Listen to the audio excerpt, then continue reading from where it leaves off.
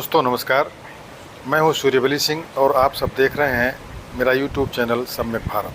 दोस्तों प्रस्तुत है प्रयागराज के लूकरगंज स्थित बीबी गार्डन में सम्यक पार्टी के तत्वावधान में आयोजित लोक मोर्चा के कार्यकर्ताओं की बैठक में माननीय तपेंद्र प्रसाद साक्य, संस्थापक एवं पूर्व अध्यक्ष सम्यक पार्टी द्वारा बताया गया लोक मोर्चा का विजन और मिशन। आइए सुनते हैं। तो हुआ पहले बार पत्रकार वार्ता हुई और 12 जून से 12 जुलाई और 12 अगस्त अभी आ रहा है, सिर्फ 2 महीने हुए और 2 महीने में लोक मोर्चा का ये 11 या 12वां ये बैठक है पूरे प्रदेश में। और सारे जगहों पर हमारे विभिन्न दलों के जो मुख्य कार्यकर्ता हैं, जो मुख्य पदाधिकारी हैं, वो लोग उपस्थित हुए, क्योंकि अभी हम लोगों का जो इस आयोजन का उद्देश्य है वो उद्देश्य ये है कि विभिन्न दलों के कार्यकर्ता एक जगह इकट्ठे हों और लोक मोर्चा का क्या मिशन है, क्या विजन है, क्या उद्देश्य है वो समझें और फिर में जाकर के उसी ढंग से अपने अपने दल का संगठन खड़ा करें और अगले 2027 के विधानसभा के चुनाव में लोक मोर्चा की बहुमत की सरकार बने और माननीय स्वामी प्रसाद मौर्य को उत्तर प्रदेश का मुख्यमंत्री बनाया। भाई इस लोक मोर्चा के गठन की क्या जरूरत पड़ी? उत्तर प्रदेश में तमाम दल हैं, राष्ट्रीय स्तर के तमाम दल हैं, प्रांतीय स्तर के तमाम दल हैं, इसकी जरूरत क्यों पड़ी? आज इसकी इसलिए ज़रूरत है कि मित्रों अभी मंच से माननीय मोतीलाल शास्त्री जी राष्ट्रीय अध्यक्ष राष्ट्रीय समानता दल कर रहे थे, हमारे पूर्व वक्ता भी कह रहे थे कि समाज सो रहा है, समाज जग नहीं रहा है, समाज धर्मांध हो गया है, समाज ये कर रहा है, समाज वो कर रहा है, समाज 5 किलो पर गेहूँ चावल पर बिक रहा है। लेकिन क्या आप कभी समाज के लोगों से पूछा कि समाज वोट किसको दे? माननीय स्वामी प्रसाद की अपनी जनता पार्टी को दे, कि मोतीलाल शास्त्री की राष्ट्रीय समानता दल को दे, कि सम्यक पार्टी को दे, कि बीपी अशोक की पॉलिटिकल जस्टिस पार्टी को दे, कि घनश्याम कोरी की स्वतंत्र जनता पार्टी को दे, कि मुस्लिम मजलिस को दे, किसको दे? ये जनता बहुत कंफ्यूज थी। ये उत्तर प्रदेश की जनता ही नहीं, भारत की जनता चाहती है कि इस देश से ये जो सांप्रदायिक ताकतें हैं ये खत्म होनी चाहिए। इस देश से ऐसे लोग जो आम जनता की, बहुजन समाज की, शोषित दलित पिछड़ों की शिक्षा से जिनको विद्वेष है, जो स्वास्थ्य सेवाएं चौपट कर रहे हैं, जो हमारे रोजगार से खिलवाड़ कर रहे हैं, जो हमारे सामाजिक तानाबाना से और पूरे देश में जो एक स्वस्थ वातावरण होना चाहिए उस वातावरण के निर्माण में जो बाधा डाल रहे हैं, ऐसे लोगों को विदाई राजनीति से होनी चाहिए। ऐसे लोगों को उत्तर प्रदेश की नहीं, भारत के किसी प्रदेश की कुर्सी पर नहीं होना चाहिए, देश के प्रधानमंत्री की कुर्सी पर नहीं होना चाहिए। लेकिन जनता के सामने एक बहुत बड़ा प्रश्न था कि हम लोगों के बीच से 2000 पार्टियां काम कर रही हैं, किसको समर्थन करें? सपा की ओर जाएं कि बसपा की ओर जाएं, किसकी ओर जाएं? तो अब हम लोगों ने एक विकल्प निकाला है कि अब भटकाव नहीं होगा, उत्तर प्रदेश के समाज के लोगों का भटकाव नहीं होगा, वंचित जमात का भटकाव नहीं होगा, पिछड़े समाज के लोगों का भटकाव नहीं होगा, अल्पसंख्यक समाज के लोगों का भटकाव नहीं होगा।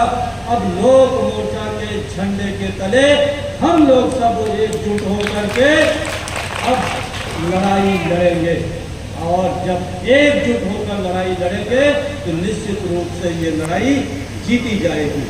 अब उत्तर प्रदेश की धरती पर पहली बार ये गंभीरता से प्रयोग भी हो रहा है।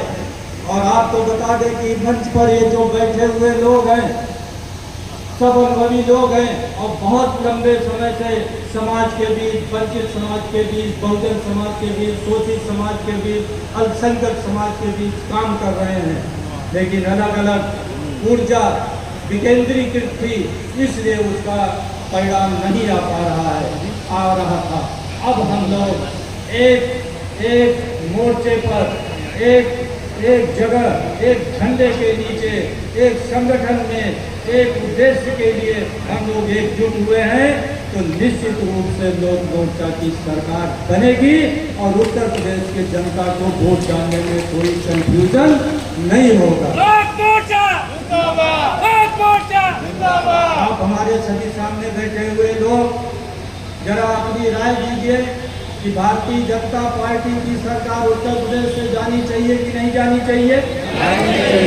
मंच से बातें बहुत हो चुकी, क्यों जानी चाहिए सबको पता है, तो जानी चाहिए कि नहीं जानी चाहिए? बिल्कुल जानी चाहिए।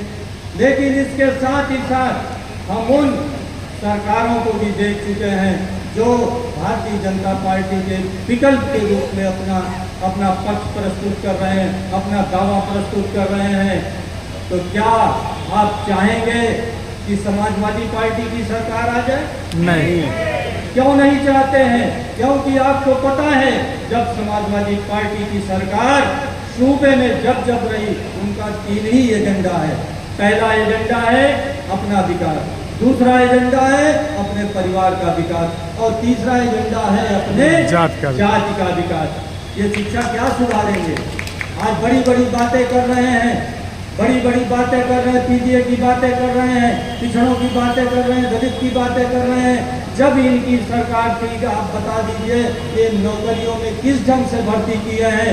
श्वेत पत्र जारी कर दें तो 27% आरक्षण में अगर मुश्किल से 2-4% अन्य जातियों के लोग हो पाते थे। आज ये लोग बड़ी बड़ी बातें कर रहे हैं कि जातिगत जनगणना हो जाए, तो हम तो चाहते हैं कि पिछड़े 60% हैं, 60% हम चाहते हैं कि आरक्षण हो जाए। अरे पहले जितना आरक्षण है, जितना हमारे पास भोजन उपलब्ध है, उसमें बांटने का तो दिल चौड़ा कर लीजिए, उसको बांटने की तो मानसिकता बना लीजिए। जब 60% होगा तो 60% बांटने का आप बनाइएगा। इसी प्रकार से बसपा की सरकार है, आप लोग देख चुके हैं। तो हम लोगों को ये भी है कि भारतीय जनता पार्टी की सरकार जाए लेकिन सपा बसपा की सरकार ना आए। लेकिन इसके लिए जरूरी है कि आपको सबको एकजुट होना पड़ेगा, आपको गांव-गांव जाना पड़ेगा, सब लोगों से मिलना पड़ेगा और उद्देश्य बताना पड़ेगा।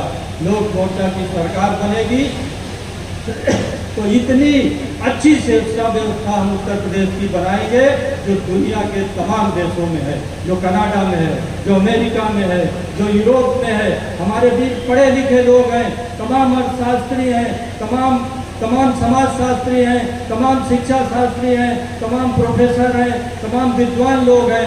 हम लोग एक अच्छी नीति बना करके शिक्षा, स्वास्थ्य, रोजगार का एक ऐसा ताना बाना बनाएंगे और उसको प्रभावी ढंग से क्रियान्वित करेंगे कि उत्तर प्रदेश की धरती खुशहाल धरती हो जाए और पूरे देश के लिए उत्तर प्रदेश की धरती एक मानक बन जाए। लोक मोर्चा की सरकार से हम ऐसा प्रदेश विकसित करना चाहते हैं। इसी के साथ मैं अपनी बात समाप्त करता हूँ। जय हिंद, जय भारत, नमो बुद्धाय, जय भीम।